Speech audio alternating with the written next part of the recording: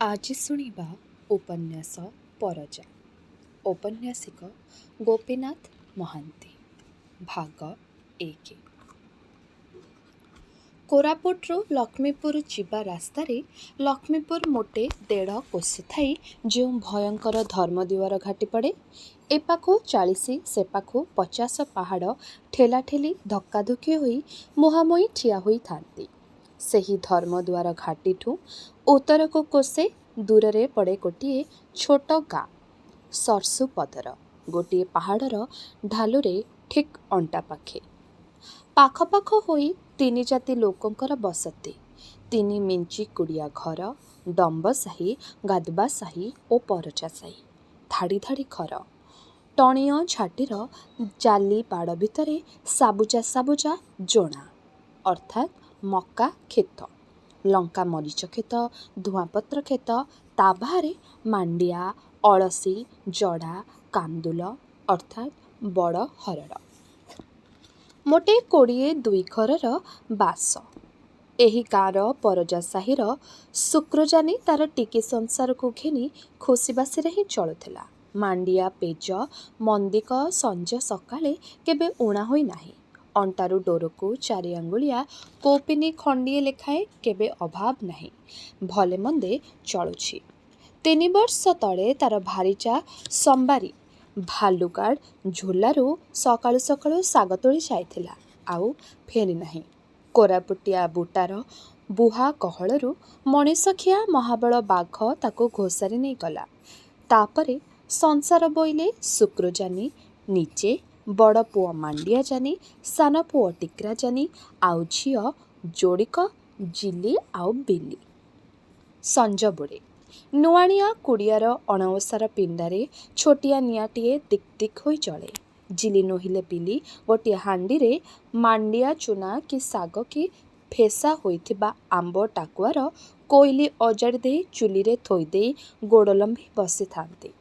ଫାଳିକିଆ ଚିକ୍କଣ ଖୋସାରେ ଗୋଟାଏ ଗୋଟାଏ ନାଲି ଫୁଲ। ପାହାଡ଼ ଖୋଳି ଖୋଳି କାନ୍ଧରେ ଟାଙ୍ଗିଆ, ହାତରେ କୋଡ଼ି ଧରି 2ଟି ଯାକ ଭାଇ ମାଣ୍ଡିଆ ଓ ଟିକ୍ରା ହାଲିଆ ଘାଲିଆ ହୋଇ ପିଣ୍ଡା ଉପରେ ଆସି ବସି ପଡ଼ନ୍ତି। ଶୁକ୍ରଜାନି ଧୂଆଁପତ୍ର ଖଣ୍ଡେ ବଳି ବଳିକା ପିଙ୍କା ଖଣ୍ଡିଏ କରି ଟାଣେ, ଆଉ ମନ ଭିତରେ କିପରି ଗୋଟେ ଆଶ୍ରୟମୟ ତୃପ୍ତି ସେ ପାଏ। ତାରି ଏ ଛୁଆ 4ଟି ଧାଙ୍ଗଡ଼ା, ଧାଙ୍ଗଡ଼ି, ତାରି ଏ ଘର, ନୁଆଣିଆ କୁଡ଼ିଆଟେ। ଚାରିପାଖରେ ପାହାଡ଼ ଜଙ୍ଗଲ, ଆଉ ମଥା ଉପରେ ଏତେ ବଡ଼ ଆକାଶ, ଏତେ ବଡ଼ ବିସ୍ତୃତି। ଏହା ଭିତରେ ବି ନିଜକୁ ସେ ଖୋଜିଲେ ପାଏ। ନିଜେ ରହିଛି ବୋଲି ସେ ବୁଝେ। ଖଣ୍ଡିଏ ବୋଲି ବଖରା, ଅନ୍ଧାର ବିଲି ବିଲି। ଏଠି ପୋଳାଏ ଆମ୍ବ ଟାକୁଆ, ତେଲ ହେବା ପାଇଁ ସେ କଣରେ ଗଦାଏ ବାରି ବାଇଗବା ମଞ୍ଜି। ପତର ସିଆଁ କୁମ୍ପିରେ ପଶି ନୋହିଲେ ତଳେ ଅଜଡ଼ା ହୋଇ 8-10 ମାଣ ମାଣ୍ଡିଆ, 3-4ଟି ହାଣ୍ଡି। ଏଠି ସେଠି ଅଲରା ବଲରା ହୋଇ ଚାଳରୁ ଓହଳିଛି କୌପିନି, ଲୁଗା ଓ 3-4 ପୁଞ୍ଜା ଲାଉତୁମ୍ବା। ଜହିରେ ମାଣ୍ଡିଆ ଜଉ ପୂରାଇ ବିଲକୁ ବାଟକୁ ନିଆଯାଏ। ତା'ପରେ କାନ୍ଥରେ ବାଡ଼ରେ ପତର ସିଆଁ ତଲ୍ରା ବା ପିଠି ପଖିଆ ତଲାରି ବା ମୁଣ୍ଡର ଛତା। ଏତିକି ଘେନି ତା'ର ଘରକରଣା। ସବୁ ଅଳିଆ ଦଳିଆ, କିନ୍ତୁ ଏ ଅଳିଆ ଦଳିଆ ତାକୁ ଭଲ ଲାଗେ। ଛାତ ତଳେ ନାକ କାନ ରୁନ୍ଧା ମଠୁଆ ମଠୁଆ ଧୂଆଁ ତାକୁ ଭଲ ଲାଗେ। ସବୁ ତା'ର। ତେଣୁ ସଞ୍ଜ ପଡ଼େ। ଢେଉ ଢେଉକା ପୂର୍ବଘାଟର ପାହାଡ଼ ଉପରେ ଛିରିକି ପଡ଼େ କେତେ ରଙ୍ଗ, ମଥାରେ ଅବିର, ପଖାରେ ହଳଦୀ କୁଣ୍ଡା। ତଳର ଗହୀର ଜଙ୍ଗଲରେ ସମୁଦ୍ରର ନେଳି, କଳା ନେଳି, କଳା। ଶୁକ୍ରଜାନି ବିଶ୍ୱାସ କରେ ଯେ ସବୁରି କର୍ତ୍ତା ଗୋଟାଏ ଲେଖା ଭୂତ ବା ଡୁମା। ମନର ତୃପ୍ତିରେ ବିଚାରି ବସେ କେଉଁ ଯାଦୁକର ଡୁମା ଏସବୁ ଗଢ଼ିଛି।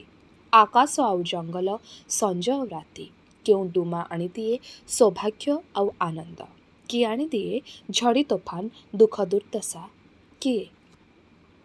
ଏପାଖ ପାହାଡ଼ର ମଥାନରୁ ତଳ ପର୍ଯ୍ୟନ୍ତ ଖାଲି ପାହାଚ ପାହାଚ ଚାଷ। ପାହାଡ଼ ତଳେ ଚଲିଯାଇଛି ଗୋଟିଏ ଭୀମଙ୍କ ଲଙ୍ଗଳ ସିଅ ବା ଝୋଲା ପାହାଡ଼ୀ ନଈ। ସେଥିରେ କବ କବ କରି ଡେଇଁ ଡେଇଁକା ପାଣି ଚାଲେ। ତା ସେପାଖୁ ଅରାଏ ଢିପତଳ ଭୂଇଁ। ସନ୍ତସନ୍ତିଆ ସେଥିରେ ଧାନ ହୁଏ। ତା ତେଣିକି ଚାରିପାଖେ ଗୋଲେଇ ହୋଇ ଢାଙ୍କି ରହି ତଳୁ ଉଠି ଉଠିକା ସାନ ବଡ଼ କେତେ ପାହାଡ଼ ଖଞ୍ଜି ହୋଇଛି ଅନାଗ୍ନି ବନସ୍ତ ବୁହା ବୁଢ଼ା ପର୍ବତ। ଶୁକ୍ରଜାନି ଦୃଶ୍ୟ ଦେଖେ ଏବଂ ଦେଖେ ସାମ୍ନାର ସେ ସାନ ପାହାଡ଼କୁ, ଯାହାର ମୁଣ୍ଡକୁ ସେ ଆଉ ଲୋବକନ୍ଦ ମିଶି ଢୁ ଢୁ ବରଷାରେ କୁରାଢ଼ୀରେ ହାଣି ଚନ୍ଦା କଲେ। ବର୍ତ୍ତମାନ ତାର ଚାଷ ବୋହି ଆଉ ଦୃଶ୍ୟ ଦେଖେ ଆପଣାର ଭବିଷ୍ୟତର କେଉଁ ଉପକାରୀ ଡୁମାର ହାତ ଲାଗି ସବୁ ସୁନ୍ଦର ହୋଇଛି। କେତେ ଘର ତୋଳା ହୋଇଛି, ମାଣ୍ଡିଆ ଟିକ୍ରା ବାହା ହୋଇ ସାହା ହୋଇଛନ୍ତି, ପୁଅ ପୁଅର ପୁଅ ପୁଅର ପୁଅର ପୁଅ, 2 କୋଡ଼ି 3 କୋଡ଼ି ଗୋରୁ ଗାଈ, ଘର ଆଗରେ ବଡ଼ ଗୁହାଳ, ଗୋବର ଖାତ।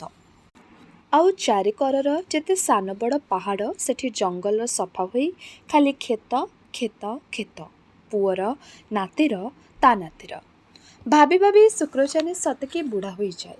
ଗାଁ ମଝି ଗରୁଡ଼ି ଆମ୍ବ ଗଛ ତଳେ ମଣିଷ ମରିଗଲେ ଯେଉଁଠି ତା ନାଁରେ ଖଣ୍ଡେ ଗୋଜିଆ ପଥର ପୋତା ହୁଏ, ସତେକି ସେଇଥିରୁ ଗୋଟାଏ ବଡ଼ ଗୋଜିଆ ପଥର ଭିତରେ ଶୁକ୍ରଚାନିର ଆତ୍ମା ଗୋଟାଏ ଡୁମା ହୋଇ ଭବିଷ୍ୟତର ପୁଅ ନାତିଙ୍କର ସୁଖ ସୌଭାଗ୍ୟକୁ ମିଟି ମିଟି କରି ଅନେଇ ରହେ। ରାତି ଘୋଟିଯାଏ। ଶୁକ୍ରଚାନି ବାହାର ବଳକୁ ଚିହ୍ନେ, ତାହାରି ଖାଲି ଭରସା ରଖେ, ଆଉ କାହାରି ନୁହେଁ। ସେପାଖ ପାହାଡ଼କୁ ଚାଷ କରିବା ପାଇଁ ଲଣ୍ଡା କଲାବେଳେ ଏକାଥରକେ 5 ଘଣ୍ଟା 6 ଘଣ୍ଟା ସେ କୁରାଢ଼ୀ ଓହ୍ଲାଏ ନାହିଁ, କାମ କରିଯାଇଛି। ଅଧିକାରୀ ସାହାବର 2 ମହଣ ଓଜନ ବୋଝକୁ କାଉଡ଼ି କରି ଏକୁଟିଆ ସେ ଉଠେଇ ନିଏ। କୋଶେ ଗଲେ ପଇସାଏ, ଆବୁଆ ଆବୁଆ ବଳୁଆ ଦେହରେ ଗୋଡ଼, ପେଣ୍ଡା ତାର ପଥର, ଚମଡ଼ାଟି ତାର ବର୍ଷାତି କାଏଲା ପଡ଼େ ନାହିଁ, ଅଳସ ହୁଏ ନାହିଁ। ବୟସ 50କୁ ଧକ୍କା ଖାଇଲା। ମାଣ୍ଡିଆ ଜାନି ଠିକ୍ ତାହାରି ପରି। ଟୋକା ଦିନେ ଯାହା ସେ ଥିଲା ତାହା ହିଁ। ବୃଷାଳ ଦେହ, ମୁହଁ ପିଲା ମୁହଁ ପରି ସରଳ, ଭୋକ ଶୋଷ ମାନେ ନାହିଁ, ଖାଲି ହସ। କିନ୍ତୁ ଟିକ୍ରାଟା ତାର ମଲା ମା'କୁ କେବଳ ମନେ ପକେଇ ଦିଏ। ସେହିପରି ଡବ ଡବ ଆଖି, ତରତର କଥା। ସଞ୍ଜର ନିଆଁ ପାଖେ ବଉଶ କୁଟୁମ୍ବ ମିଳି ଭଲ ପଙ୍ଗତଟିଏ ବସେ। ତଳର ଝୋଲାରୁ ପାଣି ଆଣି ନସର ପସର ହୋଇ ଝିଲି ବିଲି ଆସନ୍ତି। ହସ ଖେଳ ଥଟ୍ଟା ନକଲ। ଶୁକ୍ରଜାନି କାନରୁ ଦରପୋଡ଼ା ପେଙ୍କା ଖଣ୍ଡିଏ ଟାଣି ନେଇ ନିଆଁ ଲଗାଏ।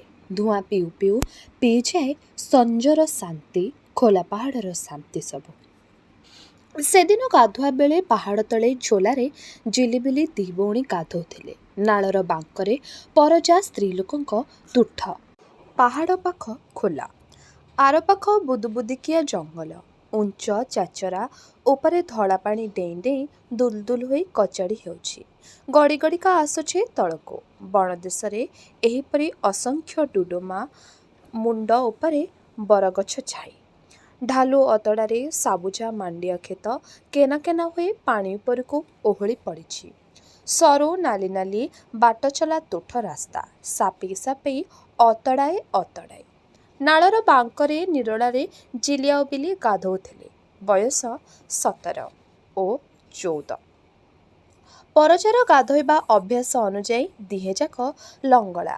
ଝିଲି ସାମ୍ନାକୁ ମୁହଁ କରି ତାର ପିନ୍ଧା ପାଞ୍ଛିଆ ଖଣ୍ଡିକ ଚଟାଣ ଉପରେ କାଚୁଥିଲା। ବିଲି ପାଣି ମାଠିଆଟିକୁ ପାଖରେ ଥୋଇଦେଇ ବଳା ଖଣ୍ଡିଏ ପାଣିରେ ବସି ପଡ଼ିଥିଲା। ଖଟା ଚିଲି ଫଳର ସାବୁନ ଫେଣରେ ମୁଣ୍ଡ ରଗଡ଼ୁଥିଲା। ବେଳେ ବେଳେ ପାଣିରେ ମୁଣ୍ଡକୁ ମାଡ଼ିଦେଇ 2 ହାତରେ ପାଣି ଚବର ଚବର କରୁଥିଲା। ସେତିକିବେଳେ ଝୋଲା ସେକର ଢିପ ଉପରେ ଭାର କାଉଡ଼ି ବୋହି କପାଳର ଝାଳ ପୋଛି ପୋଛି ଚାଲିଗଲେ ପରଜା ଯୋଡ଼ିଏ ସିଧା ଆଖି।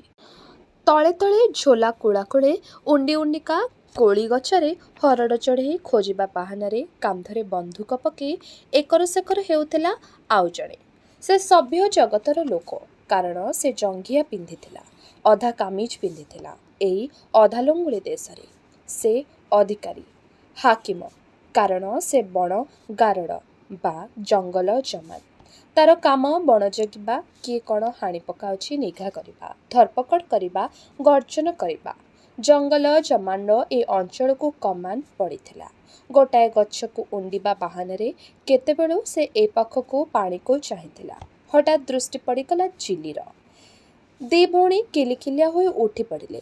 ଝିଲି ତାର କାଚିବା ଲୁଗା ବଢ଼େଇ ହୋଇ କଲା।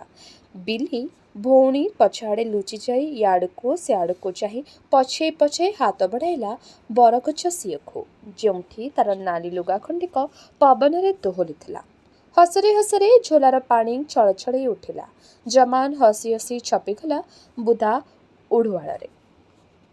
ତରତର କରି ଗାଧୁଆ ଶେଷ କରି ଓଦା ଲୁଗା ଫଡ଼ ଫଡ଼ କରି ଦି ଭଉଣୀ ମାଠିଆ କାଖେଇ ଦୋହଲି ଦୋହଲିକା ଉଠିଗଲେ ପାହାଡ଼ର ଢାଲୁଏ ଢାଲୁଏ ଅଦୃଶ୍ୟ ହେବା ଯାଏ ଜଙ୍ଗଲ ଜମାନ୍ ଚାହିଁ ରହିଥିଲା।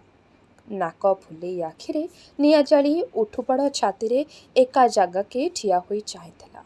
ତାପରେ ସିଠି ମାରି ମାରି ବୁଲାଇ ବାଟଣା ଧୀରେ ଧୀରେ ସେ ଗାଁ ଆଡ଼କୁ ଚାଲିଲା।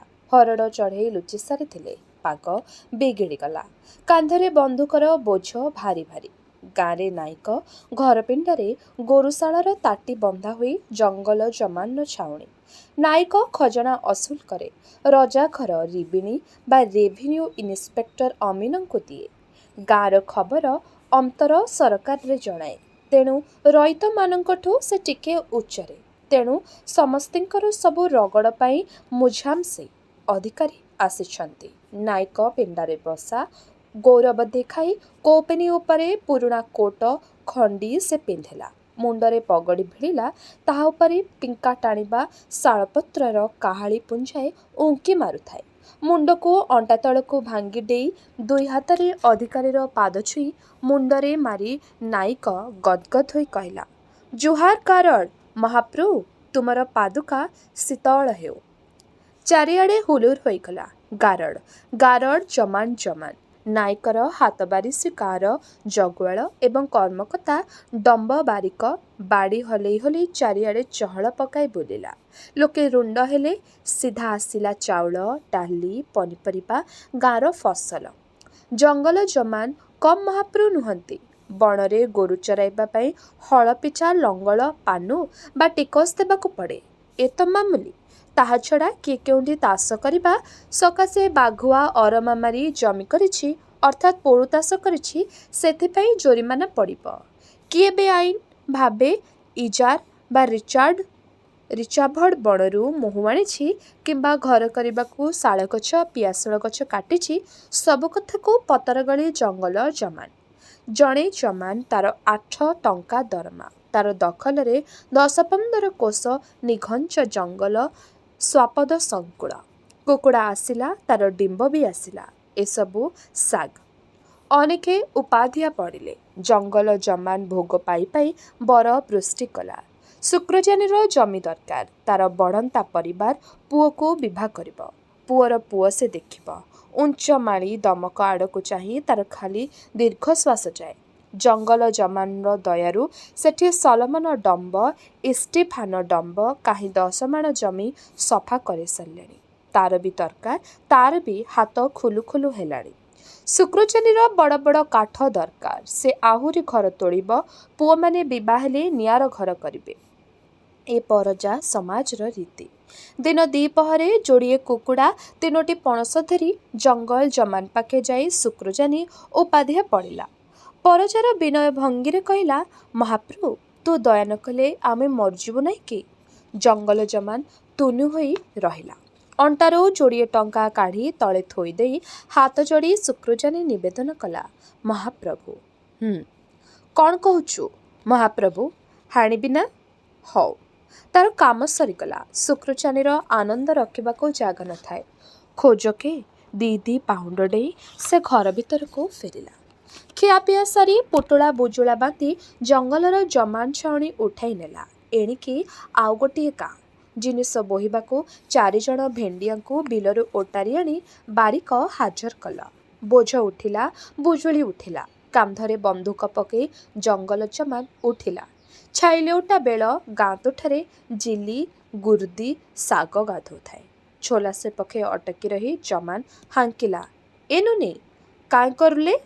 ଶାଗ ବାବୁ, ଦେଇସା? ଏତେ ଶାଗ ନେଲୁ, ଗୁର୍ଦି ଶାଗ କ'ଣ କରିବୁ ବାବୁ? ଚିଲି ହସିଲା। ଆହୁରି କେତେ ଟୋକେଇ ପାଣିକି ଓହ୍ଲେଇବାକୁ ଅତଡ଼ାରୁ ଗଡ଼ିଲେ। ଜମାନ୍ ଭାବିଲା, ଆଜି ଏତିକି। ସେ ବାଟ ଧରିଲା। ଝୋଲା ତୁଠରେ ଟୋକୀମାନେ ଜମିଲେ। ଝିକି ଝିକି ମୁହଁରୁ ଛଳ ଛଳ ହସ। ରହସ୍ୟ କରିବା, ହସିବା ଏମାନଙ୍କ ସ୍ୱଭାବ। ଆଜିକାର ଗପ ଜଙ୍ଗଲ ଜମାନର ଆବିର୍ଭାବ। ବଡ଼ ହଣାହଣିର କଥା, ଜମିର କଥା, ସେସବୁ ବଡ଼ବଡ଼ିଆଙ୍କର। ଟୋକିମାନେ ତାର ହାବଭାବ ସମାଲୋଚନା କଲେ। ମତେ ଅନଉଥିଲା, ମୋର ପଛ ପଛ ଧାଇଁଥିଲା। ଛେ, ସରୁ ଡାଙ୍ଗ ପରି ମଣିଷଟେ ସେଇଟା, ତହିଁରେ ପୁଣି ଏଡ଼େ ହମ ହମ। ଯୋଉ ପାଟି, ମୁଁ ତ ଡରିଗଲି। ଦେଖ ତ, ଆମର କାଳି କୁକୁଡ଼ାଟା ଡିମ୍ବ ଦେଉଥିଲା, ବାପା ତାକୁ ଦେଇଦେଲା। ବହୁତ କଥା, ସବୁ ସମାଲୋଚନା, ତଥାପି ହସରେ ଡୁବୁଡୁବୁ। ହସୁ ହସୁ ବହୁତ ଦୂର। ପୁରୀଜାନିର ଝିଅ କାଜୁଡ଼ି ଝିଲିର ଭାରି ସାଙ୍ଗ। ମାଣ୍ଡିଆ ଜାନି ସକାଶେ ସେ ମନନେତା।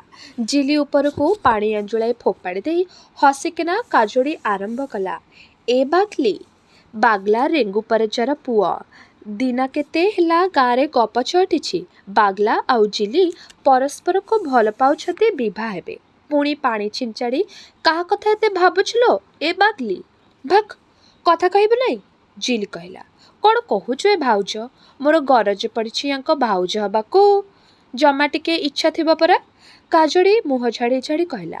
ଆମି ନିଚୁ ନିଚୁ, ଆମର ଭାଟ କଥା କହ, ଶୁଣିବାକୁ ଭଲ ଲାଗିବ। ଭାଟ ଅର୍ଥାତ୍ ଭିଣୋଇ। ଦୁଇ ବନ୍ଧୁଙ୍କର ଲାଗେ ଏମିତି ଦିନକୁ 10 ଥର। ଦୁହେଁ ଆନନ୍ଦ ପାଆନ୍ତି। ଗାଁ ମଝିରେ ଥାଏ ଗୋଟାଏ ଘର, ତା ନାଁ ଧାଙ୍ଗଡ଼ି ବସା ଘର। ସେଠି ରାତିରେ ଗାଁ ଯାକର ସବୁ ଅଭିଆଡ଼ି ଝିଅମାନେ ଶୁଅନ୍ତି।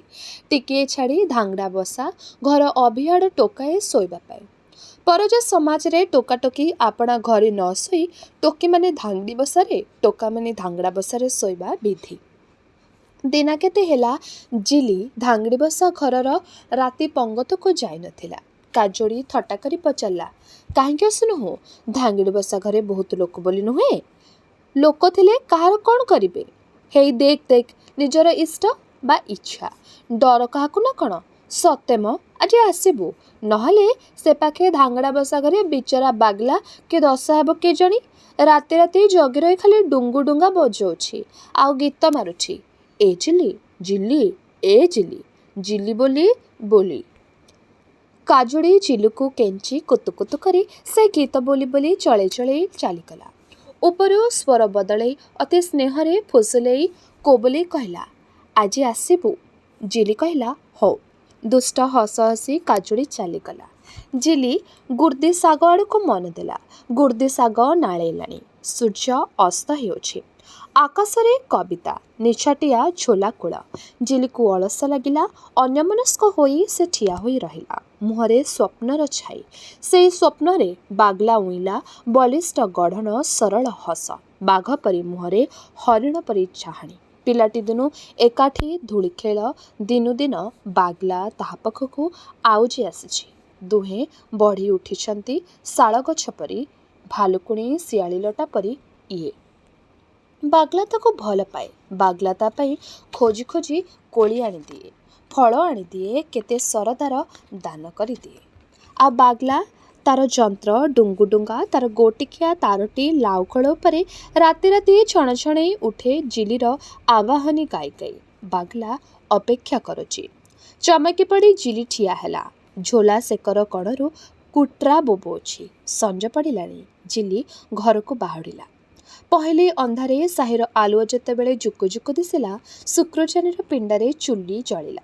ଆମ୍ବ କୋଇଲିର ଶସ ସାଙ୍ଗରେ ମାଣ୍ଡିଆ ଚୂନା ଗଣ୍ଡିଏ ପଡ଼ି ହାଣ୍ଡିରେ ସିଝିଲା। ଗୁର୍ଦି ଶାଗ ସିଝିଲା।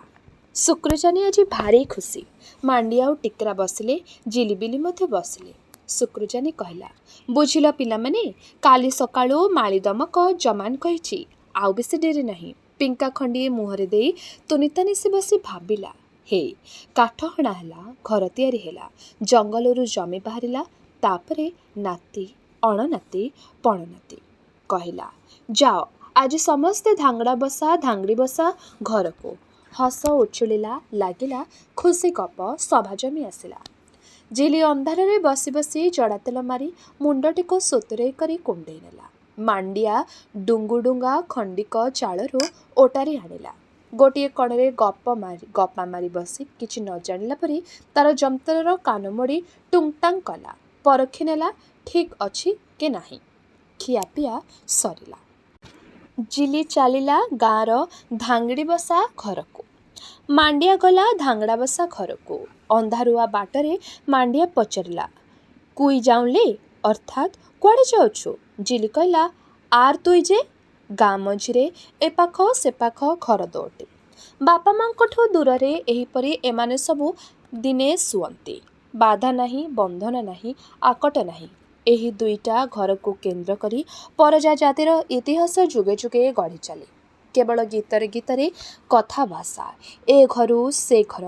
ଯଦି କିଛି ଘଟିଯାଏ ସକାଳେ ନିଶାପ ବସେ। ଚାରିଅଣାର ରନ୍ଧା ମଦ ଜୋରିମାନ କରି ଗାଁଯାକ ସମସ୍ତେ ପିଅନ୍ତି, ନାଚନ୍ତି, ଗାଆନ୍ତି ଭୂମି ଦେବତା ପାଖେ। ଏତିକି ଉଚିତ ଶାସ୍ତି ତରୁଣ ତରୁଣୀଙ୍କର। ଯିଏ ଯାହାକୁ ଭଲ ପାଏ ତା ସଙ୍ଗେ ପଳାଏ। କେବଳ ଝିଅର ବାପକୁ 2 କୋଡ଼ି 3 କୋଡ଼ି ଟଙ୍କା ଝୋଲା ଦେଇଦେଲେ ବିଭାଘର ହେଲା। ରାତି। ଚାରିଆଡ଼ ସୁନସାନ। ଗାଁ ମଝିରେ ଯେଉଁ ଝଙ୍କା ଓସ୍ତଗଛ ତହିଁରେ ବାଦୁଡ଼ି ଫଡ଼ ଫଡ଼ ହେଲେ।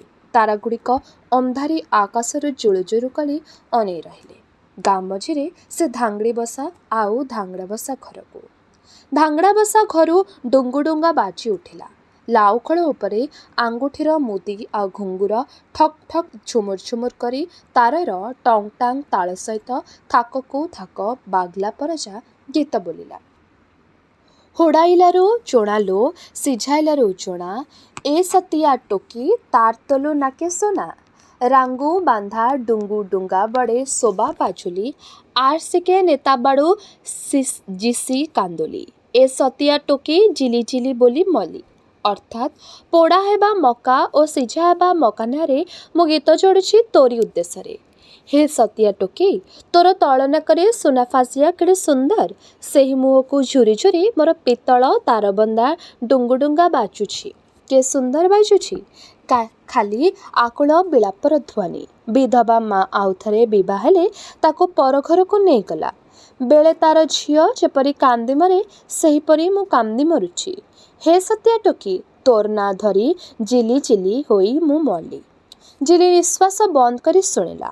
ପାଖରେ ପେଖନା ଧରି କାଜଡ଼ି ଶୋଇ ଶୋଇ ଫଁ ଫଁ ନିଶ୍ୱାସ ଛାଡ଼ୁଛି। ବାଗ୍ଲାର ଗୀତ ବନ୍ଦ ନ ହେଉଣୁ ମାଣ୍ଡିଆ ଧରିଲା ଗୀତ। 3 ମାଣ ମାଣ୍ଡିଆ 4 ମାଣ କୋଶୁଡ଼ା ବଇଁ କେଲୁବେ ଅକାଇଁ ବଗିଆଇଁ କୁମିଡୋରୁ ଚିକା ବଇଁ କେଲୁବେ ଆଇଲା ବଡ଼େ କାଜୋଡ଼ି ଆଇଲା ବଡ଼େ କାଜୋଡ଼ି ବଇଁ କାଲୁବେ ଗୀତାରୁ ଆସ୍କେ କତାରୁ ଶୋଷାକେ ଦାଏଁ ଆଇଲୁସ୍ ଦବଡ଼ି ଆଇଲୁସ୍ ବଇଁ କେଲୁବେ। 3 ମାଣ ମାଣ୍ଡିଆ 4 ମାଣ ସୁଆଁ ୟାରି ନାଁରେ ଗୀତ ଯୋଡ଼ିଦେଲି। ଖେଳ ଖେଳିବା ଆ, ତରତର ହୋଇ ମାଡ଼ି ଚାଲିଆ। କଖାରୁ ଲଟା ପରି ଲଟେଇ ପଡ଼ିବୁ ଆ। ଖେଳ ଖେଳିବା ଆ। ଏଇ ମୋର କାଜୋଡ଼ି ସତରେ ଆସିଲା ରେ। ଖେଳ ଖେଳିବା ଆ। ଗୀତର ଅସଲ ଅର୍ଥ ନେ। କଥାର ଶସକୁ ଗ୍ରହଣ କର। ଧାଇଁ ଆସିଲୁ କି ଦୌଡ଼ି ଆସିଲୁ? ଖେଳ ଖେଳିବା ଆ। ହଇଲୋ ଭାଉଜ, ହଇଲୋ ସାଙ୍ଗ, ହେଇ ହେଇ। କାଜୋଡ଼ିକୁ ଝିଙ୍କି ହଲେଇ ଦେଇ ଝିଲି କହିଲା, ହେଇଲୋ ଶୁଭୁଛି? ତୁ ଶୁଣ। ଡାକିଲା, ମୁଁ ଉଠୁଛୁ? ଜିଲି ଚୁମୁଟି ପକାଇଲା। ହସି ହସି ଗଡ଼ିଗଲେ ଦିହେଁ ଦିହେଁକେ। କାଜୋଡ଼ି ଗୀତ ବୋଲିଲା। ଜିଲି ସେଥିରେ ସା ଦେଇ ଗାଇଲା। ଦିହେଁ ଗାଇଲେ। ଚିତା ଚୁଡ଼ି ଚାଲେ, ହାଟା ହୁଟି ଚାଲେ। ମାଛୁ ଗିରିଗୁଲୁ, କାଙ୍କଡ଼ା ଗିରିଗୁଲୁ, ହେଇ ମାମୁ କି ଦେଖି, ହେଇ ଦାଦୁ କି ଦେଖି। আমি ডারি গালু আমি গুচি গালু আম্বা গানে গাও আম্ব ডিগানে গাও। এই ମାଲୋ ଗୀତର ତାହା କଥା ମୁଇଁ ବାରି ଯିବିବେ ମୁଇଁ ଉଠି ଯିବାବେ। ମାଛ ମାରିବାକୁ ଜାତି ଜାତି ଜାଲ ପକାଇଥିଲି। ମାଛ ବି ପଡ଼ିଲା, କଙ୍କଡ଼ା ବି ପଡ଼ିଲା। କିନ୍ତୁ ସେଠି ମାମୁଁକୁ ଦେଖିଲି, ଅଜାକୁ ଦେଖିଲି। ଡର ମାଡ଼ିଲା ଯେ ମୁଁ ଛାଡ଼ି ଦେଇ ଦୂରକୁ ଚାଲିଗଲି।